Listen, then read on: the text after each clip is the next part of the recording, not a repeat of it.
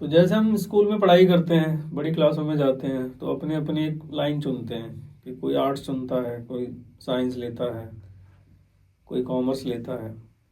ऐसे ही जब हम अध्यात्म की पढ़ाई करते हैं या ज्योतिष की पढ़ाई करते हैं, तो कई सारे विषय इसमें सम्मिलित होते हैं, जिसमें योग शास्त्र, तंत्र शास्त्र, ज्योतिष शास्त्र, नक्षत्र विद्या, ये सब मिला के ही आप सही से इस सिद्धांत की व्याख्या कर सकते हैं। क्योंकि कुल मिला के सुख तो शरीर को ही चाहिए। पहला सुख है निरोगी काया, और दूसरा सुख है घर में हो माया जी।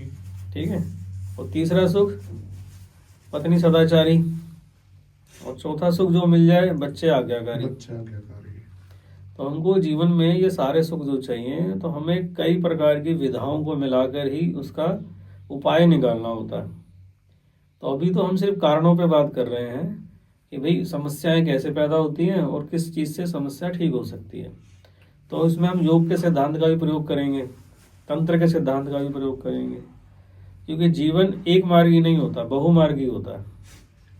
और ऐसे ही जीवन में संबंध भी अनेक प्रकार के होते हैं, अनेक प्रकार की रिश्तेदारियां हैं, अनेक प्रकार के भाव संबंध होते हैं। किसी के प्रति मित्र भाव है, किसी के प्रति शत्रु भाव भी होता है ना, किसी के प्रति वात्सल्य भाव होता है। वात्सल्य का मतलब समझते हो? प्रेम। बच्चों के प्रति जो प्रेम होता है वो वात्सल्य भाव माना जाता है। तो भाव की व्याख्या जब हम करेंगे तो उनमें भाव को समझना भी होगा। तो जैसे ज्योतिष में भी 12 घरों को 12 भाव कहा गया, अलग अलग भाव कहा गया। कि पहला भाव है तनु भाव, शरीर का भाव है कि भी शरीर होगा तभी आगे की बातचीत होगी।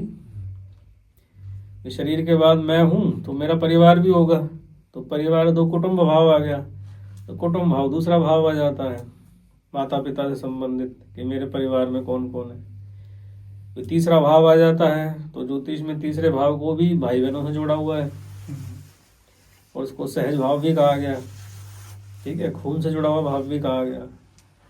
चौथा भाव पुनः सुख का भाव आ जाता है। तो हमें सुख किससे महसूस होता है?